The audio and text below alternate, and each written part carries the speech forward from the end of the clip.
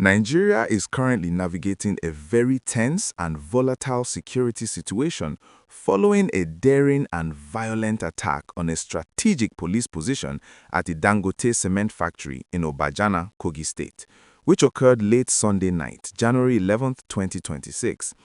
This incident has sent massive shockwaves through the region, not just because of the target's immense economic importance as Africa's largest cement plant, but because of the chilling and desperate motives behind the strike.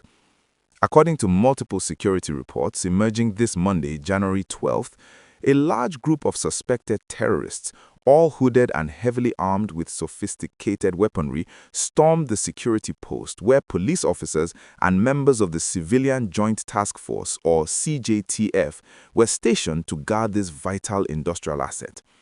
The attackers were reportedly moving in a highly coordinated fashion, attempting to completely overrun the position in what has been described by military intelligence sources as a blatant revenge mission.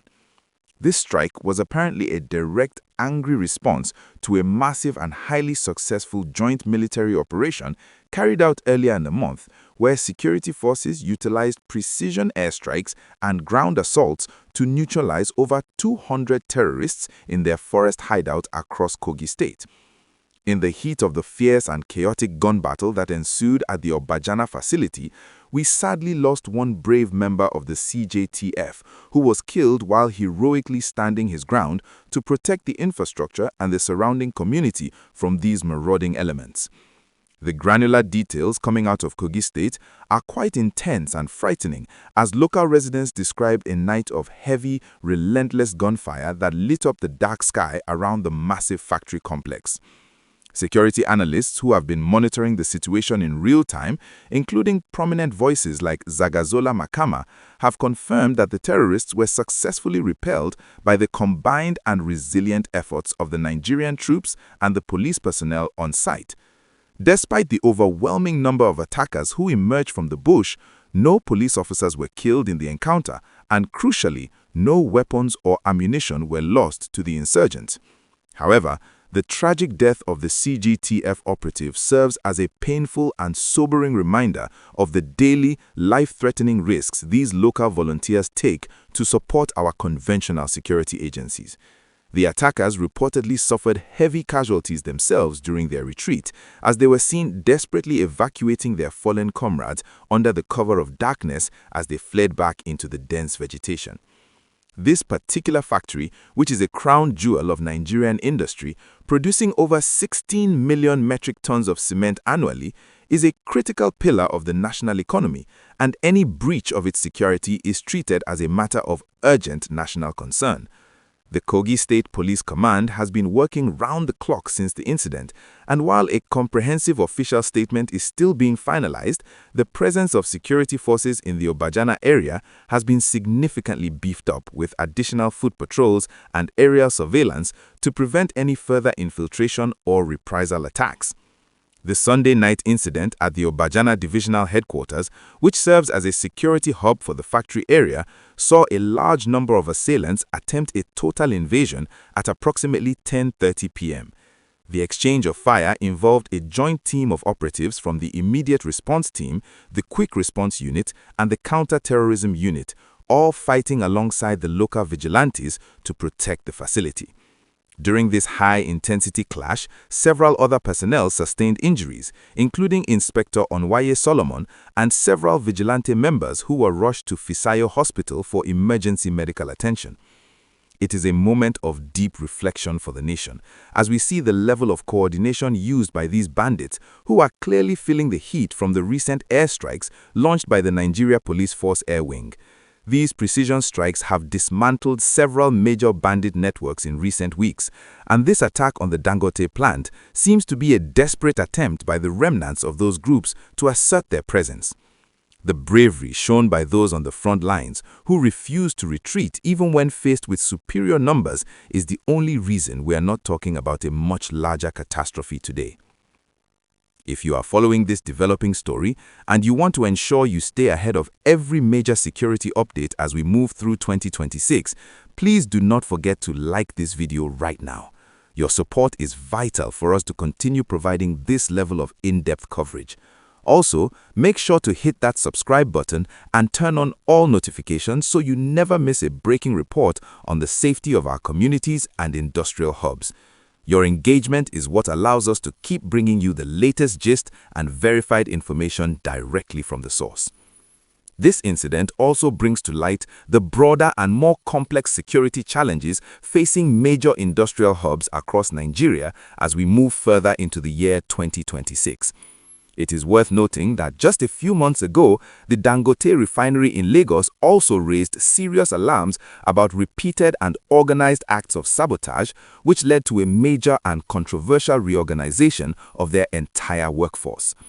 It seems that critical national infrastructure is increasingly becoming a high-value target for those looking to disrupt the nation's economic progress and instill fear in the hearts of investors.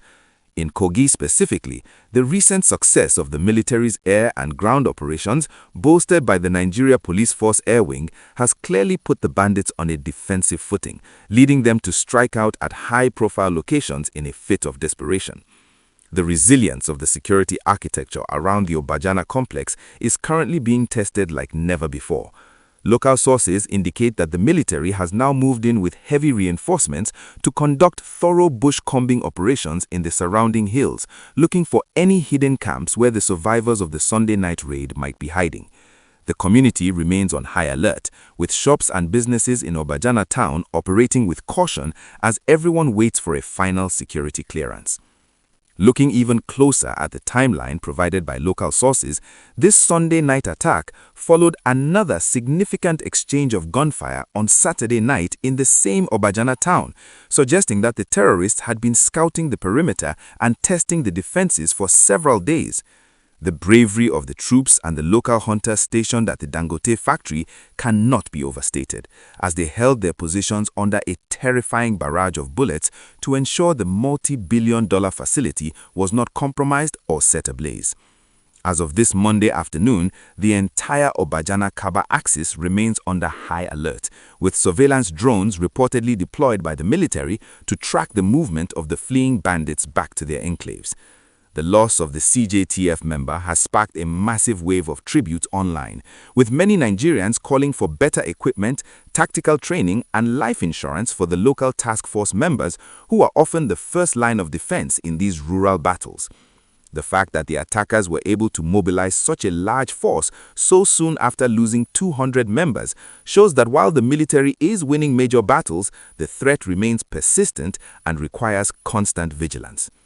The Kogi State Police Command, through its spokesperson, CSP William Ovie Aya, has urged the public to be on the lookout for anyone seeking treatment for bullet wounds in local clinics, as many of the attackers fled with serious injuries.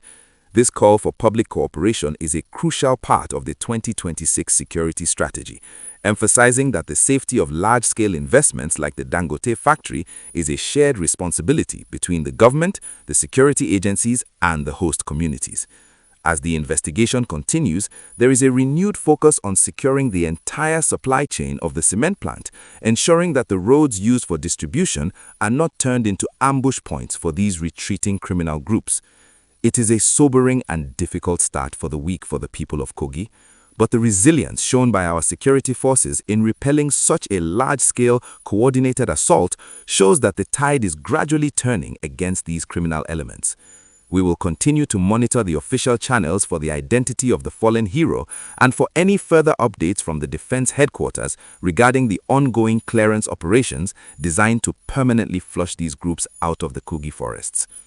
As we conclude this report, we must take a moment to honor the bravery of the CJTF member who paid the ultimate price. His sacrifice protected thousands of jobs and one of the nation's most important industrial landmarks. The message from the security forces is clear. There will be no retreat, and the offensive against these bandits will only intensify until the region is completely safe once again. The people of Kogi and the workers at the Dangote factory can take some comfort in the fact that the joint security team remains stationed on site, ready to deal with any further threats. We will be here to bring you every update as it happens, so stay tuned for more.